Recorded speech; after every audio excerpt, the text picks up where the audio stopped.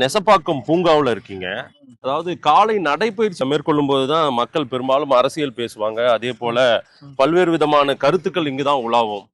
இந்த மக்களுக்காக இந்த பூங்கா போன்றது நடைப்பயிற்சி மேற்கொள்வதற்காக அதே போல பல அடிப்படை வசதிகளை ஏதேனும் செய்து கொடுத்ததா இருக்கா நீங்க விருகம்பாக்கம் தொகுதிக்கு? நம்மளுடைய இந்த நம்ம நிக்கக்கூடிய இந்த ஏரிக்கரை பூங்காவே தமிழ்நாட்டுடைய முதலமைச்சர், அன்றைய துணை முதலமைச்சர் அவர் செய்து கொடுத்த ஏரிக்கரை பூங்கா நின்று கொண்டிருக்கிறோம். பார்த்துருப்பீங்க, ஏறக்குறைய ஒரு 50 பேர் கடந்து போயிருப்பாங்க. எல்லாமே உங்களுடைய வீடியோல ரெக்கார்டா இருக்குது. இந்த 50 பேர் நானும் மக்களை எப்பயுமே கவனிக்கக்கூடியவன். நான் உள்ள வந்தோடனே அவங்களாவே தான் வந்தாங்க.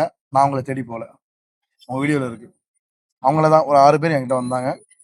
ஏன் வந்தாங்கன்னா உங்களுக்கு ஆதரவு தரணும்னு வந்தாங்க. தேசிய ஓட்டு போடாங்கன்னா அவங்க போயிட்டாங்க. இந்த 50 பேர்ல ஏறக்குறைய ஒருத்தர் மட்டும் தான் நம்ம நோட்டீஸ் வாங்கல. நீங்க 49 பேர் அனுமதிக்காங்க. அவ்வளவு வேகமா வாக்கிங் போறதுலயும் நம்மளுடைய சப்போர்ட் பண்ணுங்க சார். உதயசேரி போட்டு நல்லா இருக்கீங்களா?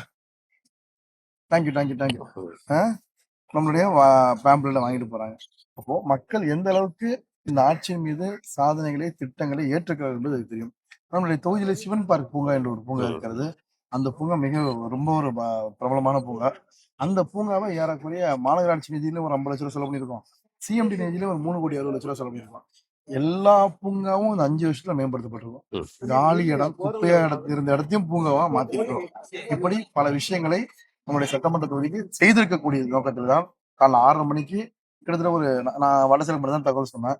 அவர்கிட்ட கேளுங்க, ஒருத்தரோட கட்சிக்காரங்க கூட்டுவாங்கன்னு சொல்லலாம். அவரை மட்டும் வர சொன்னேன். ஆனா கட்சி புரோட்டோகால் படி வடசேலம் இல்லாம எங்கேயும் போகக்கூடாது. அவர் ஒரு கால ஒரு 10 பேருக்கு கழகத்துல தகவல் சொல்லியிருக்காரு. அவங்க 6:30 மணிக்கு இங்க வரணும், 5:30 மணிக்கு எந்திரிச்சிருக்கோம். 5:30 மணிக்கு எந்திரிச்சு இப்படி வரக்கூடிய ஒரே தொண்டை திமுக தொண்டனை தவிர யாரும் இருக்க மாட்டான். அந்த அளவுக்கு இந்த இயக்கத்தோட தோழர்கள் மிக சிறப்பாக களத்தில் பணியாற்றி கொண்டிருக்கிறார்கள். மக்களும் தன்னெழுச்சியாக வாக்களிக்க தயாராக இருக்காங்க. பூங்கா மேம்பாட்டுக்கு ஏதாவது திட்டம் வச்சிருக்கீங்களா? இப்போ மறுபடியும் எம்எல்ஏ ஆனால் நான் இந்த மாதிரி ஏதாவது ஸ்கீம்ஸ் இல்ல புதுசா ஏதாவது பூங்கா கொஞ்சம் இன்னுமே இப்போ 4 கோடி செலவு பண்ணி வச்சு பாருங்கள, மியூசிக்கல் ஃபவுண்டைன் ஆட் பண்ணலாம்னு வச்சிருக்கேன். இந்த கோயம்பேடை விட்டு ஆல்ரெடி இப்போ பூங்காக்கு திறந்திருக்கோம் 16 கோடிக்கு. ஸோ ஆல்ரெடி பண்ணிட்டோம்.